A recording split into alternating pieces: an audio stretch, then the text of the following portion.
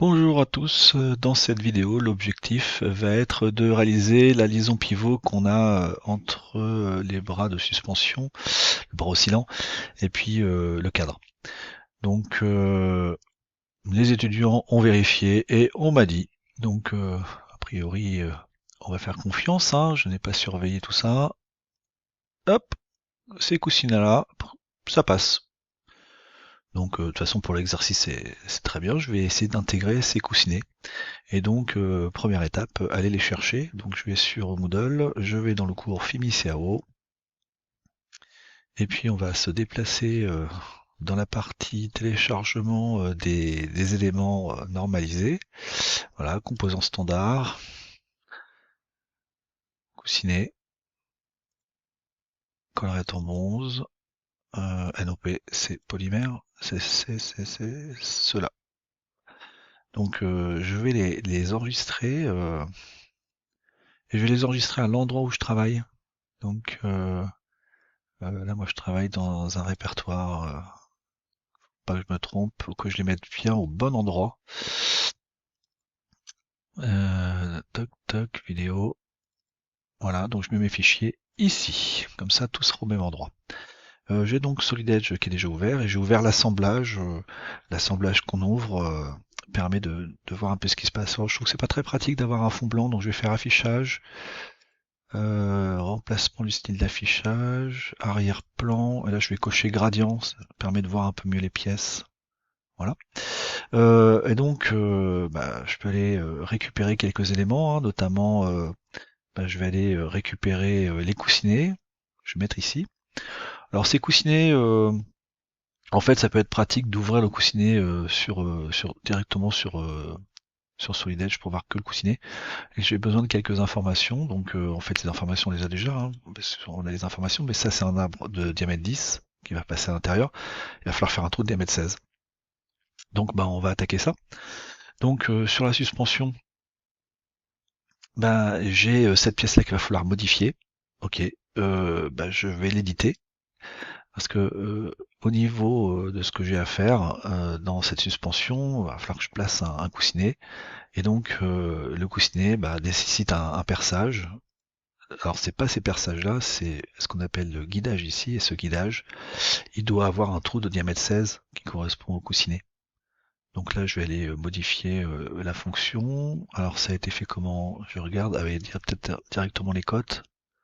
Oui, voilà, vous avez diamètre 10 ici. Ce diamètre 10, on va le modifier. Si j'arrive à le modifier. Voilà, voilà, le 10 est remplacé par un 16. Parfait. Donc pour l'instant je vais fermer ça.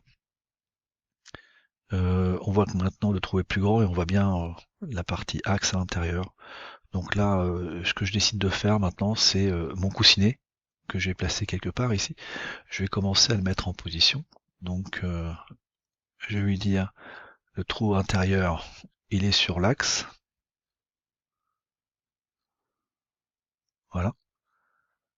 Le diamètre extérieur, il est automatiquement ici, dans le trou. Et puis la face avant, si j'arrive à la voir, cette face-là, moi je veux qu'elle soit collée sur ce plan-là. Voilà, le plan de la pièce.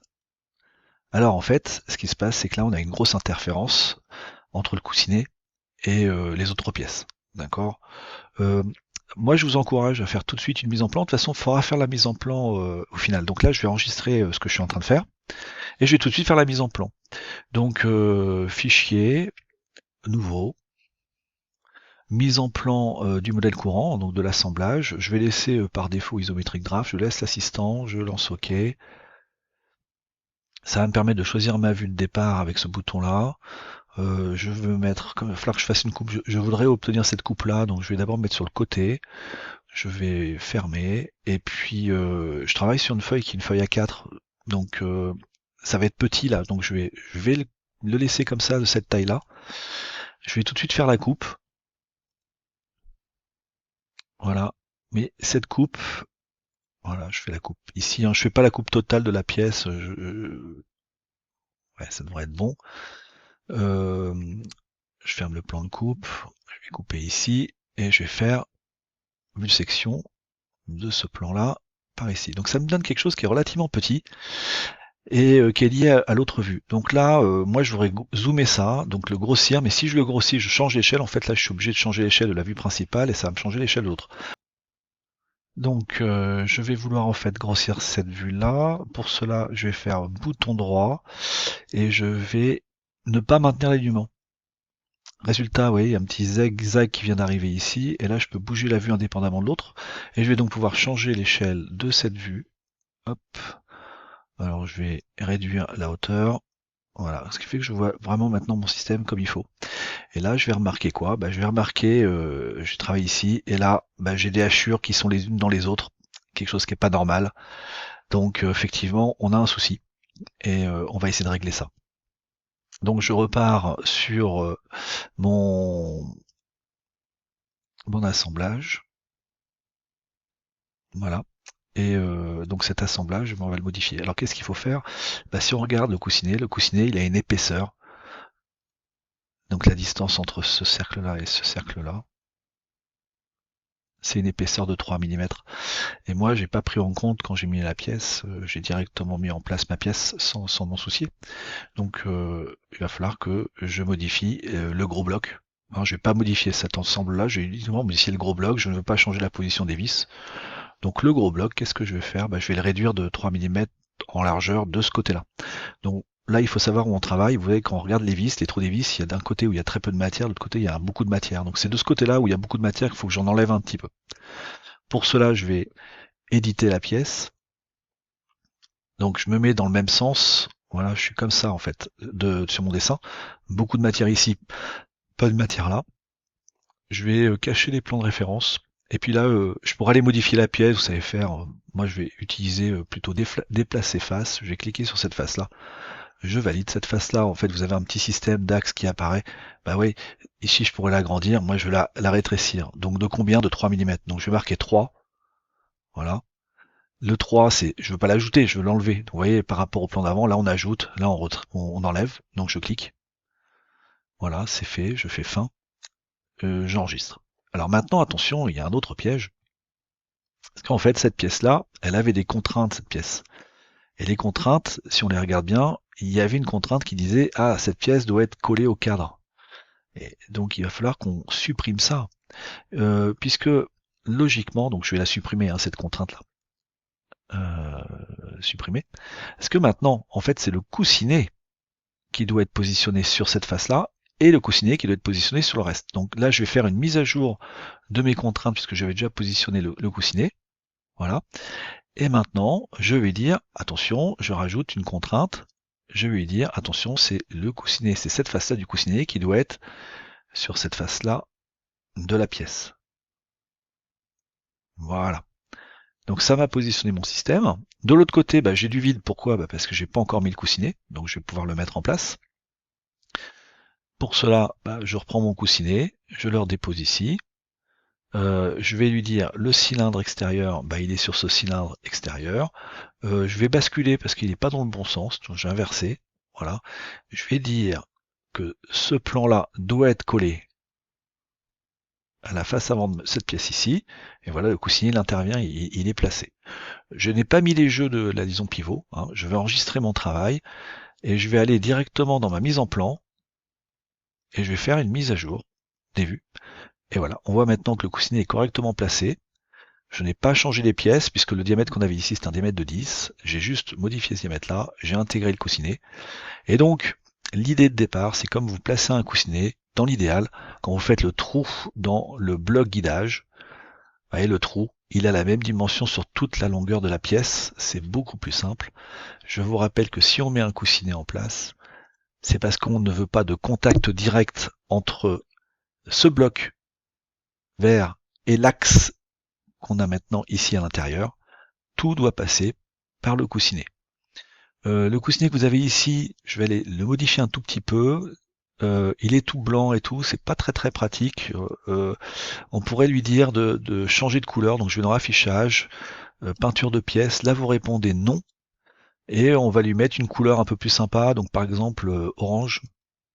Voilà, je vais sélectionner tout et puis je vais sélectionner la pièce, boum, allez, tout passe en orange, je ferme, j'enregistre. Ce qui fait que maintenant, bah, vous allez bien voir, voilà, le coussinet il est orange, on le voit bien sortir sur mon dessin. Donc, en résumé, moi ce que j'ai fait, c'est que j'ai fait rapidement mes vues, pardon, annuler. J'enregistre mes vues, et ouais, je les ai mises en place. Ça permet de faire des mesures. Donc j'aurais pu directement faire les mesures des distances qu'on a entre par exemple ce plan-là et ce plan-là. Voilà, j'avais le 3 mm que j'ai mesuré tout à l'heure. Et donc vous avez aussi à mettre en place la cotation. Et la cotation que vous avez à mettre en place, elle est imposée ici. Vous voyez, pour cette marque de coussinet avec ses caractéristiques, vous avez ici la tolérance sur l'arbre et vous avez ici la tolérance sur le logement. Donc il va falloir mettre ça en place sur mon dessin Solid Edge. Donc on retourne sur Solid Edge et puis là on va mettre en place les ajustements qui manquent. Donc je vais mettre déjà la cotation, toc toc. Alors pourquoi j'ai 17,97? Parce que je pense que je ne suis pas tout à fait au centre de ma vue. Là ici, je dois avoir une petite erreur, je ne suis pas au centre. Donc je vais aller éditer ma mise en plan. Ce trait là, je veux qu'il soit vertical. Donc je vais lui mettre une contrainte, mets-toi vertical. Et puis je vais lui dire, ah mais tu dois passer par le centre des cercles. Alors là, il y a une contrainte qui doit être quelque part, parce que j'ai dû mettre sans faire exprès une contrainte tout à l'heure. Il doit passer quelque part, donc je ne le vois pas. Donc là, bon, je vais supprimer ce trait-là, je vais le refaire, et je vais le refaire à côté. Voilà, je vais que prendre cette longueur-là, je le positionne à peu près où il faut, et là, je vais pouvoir remettre la contrainte. Le centre passe par ce trait-là.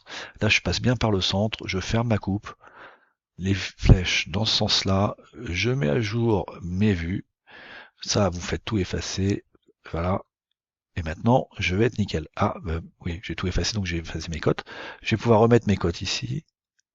On a bien le 16. Et on doit mettre aussi la cote qui va en bas. Alors attention, ces cotes-là sont des cotes diamétrales. Donc il va falloir mettre le symbole diamètre qui n'apparaît pas ici. Donc le symbole diamètre, bah, si vous avez installé les fichiers de config, vous avez le symbole diamètre qui est ici. Et après, il va falloir lui dire que c'est un ajustement. Donc on va partir sur, ce n'est plus nominal, c'est classe. Donc classe, c'est un ajustement. Vous êtes en train de parler de la partie arbre. Donc ce n'est pas un perçage, un petit h. Donc on cherche petit h9. Il me semble que c'est ça que j'ai vu tout à l'heure. Voilà. Il n'y a plus qu'à le remettre sur le dessin. Hein. Et on avait dit l'arbre petit h9 et l'alésage grand h7. Et donc pour celui-là, le 16, bah, je n'oublie pas de mettre le symbole du diamètre. Ici, je vais sur classe et je vais donc mettre l'ajustement que j'ai vu sur ma documentation. C'est un grand H, donc ça correspond au perçage. Hein, les lettres majuscules, c'est les perçages. Et je mets H7. Voilà, donc j'ai répondu aux questions. J'ai mis l'ajustement, j'ai fait une mise en plan. Alors naturellement, la vis qu'on a ici, si elle me gênait, j'aurais pu éventuellement la décaler un tout petit peu, ou avancer la pièce, ou réduire la longueur de cette pièce centrale. Bon, là j'ai mis 2 coussinets, la solution avec 4 coussinets est un petit peu différente, mais c'est le même concept. À vous d'adapter donc vos solutions en fonction du nombre de coussinets et de vos calculs de coussinets. Voilà.